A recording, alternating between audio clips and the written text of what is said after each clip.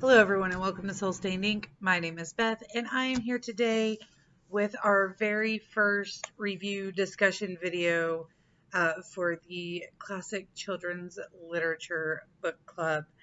And I wish I could say we started off with a bang, but I really don't think we did. So the first book we read, Stuart Little by E.B. White. Now, E.B. White has a very straightforward writing style. And if I'm going to be perfectly honest with you, I gave this book a 3-star, but it's because I enjoy the writing style, not the story itself. I think the writing style actually did more harm to the story than it did good. Now, I loved his writing style in Charlotte's Web, and I cannot remember having read The Trumpet of the Swan, but I do have it in this bind-up, so I may go ahead and read that as well.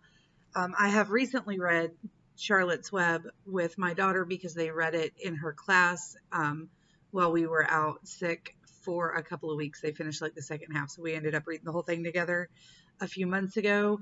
So I had this idea in my head of the way he writes and tells the story, and I was super excited to go back and read Stuart Little.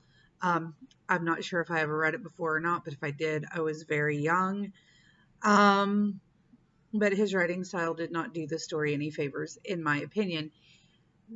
The story itself, I would have given a 2.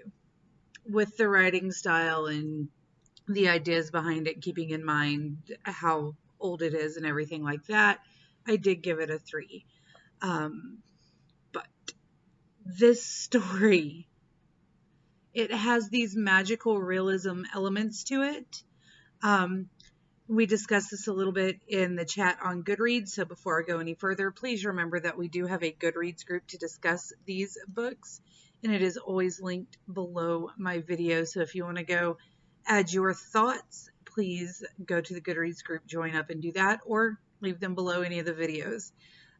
However, there are these magical realism elements. She has a child. She gives birth to a child who is a mouse, who is walking, talking, dressed in dapper little suits. Within the first couple of weeks of his life, this kid is a grown little old man mouse, right? And he's got an older brother. They have a family cat who Stuart, deals with, right? It's great.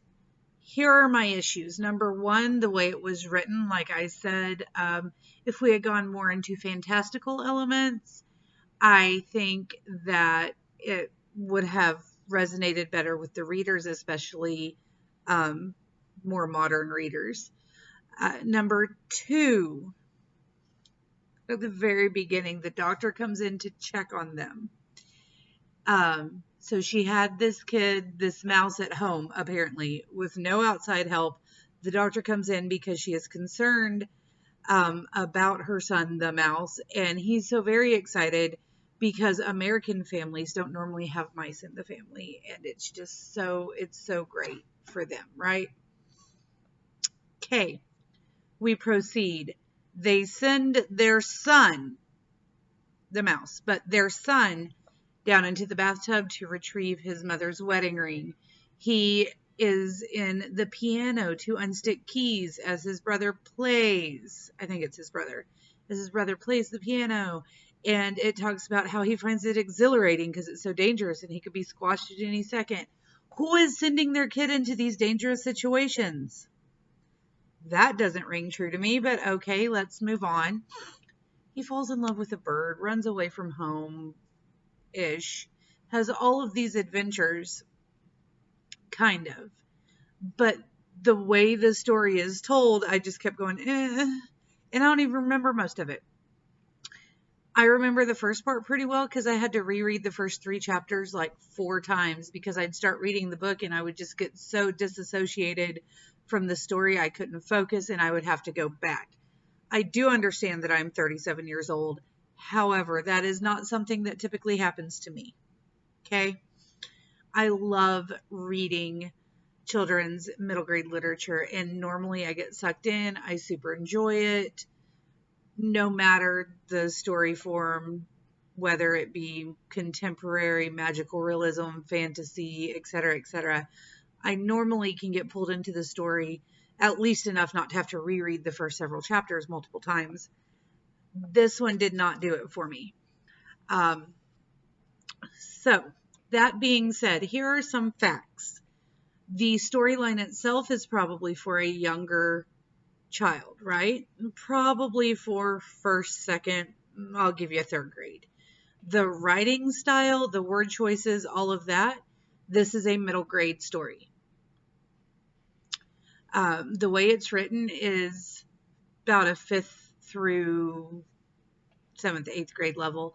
When I looked it up, it said readability 5th through 10th, storyline 4th through 8th.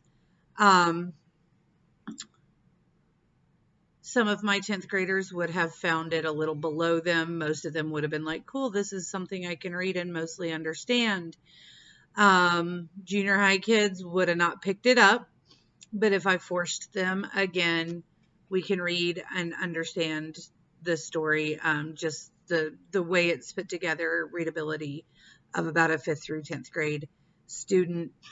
But the storyline itself is for younger kids. Now, my daughter, the older one, she is going into 5th grade. We listened to the audio because I couldn't focus on the physical book, right? Her concerns were the ones I've already mentioned. She did not get into the story. She didn't want to listen to it with me. She didn't finish it with me.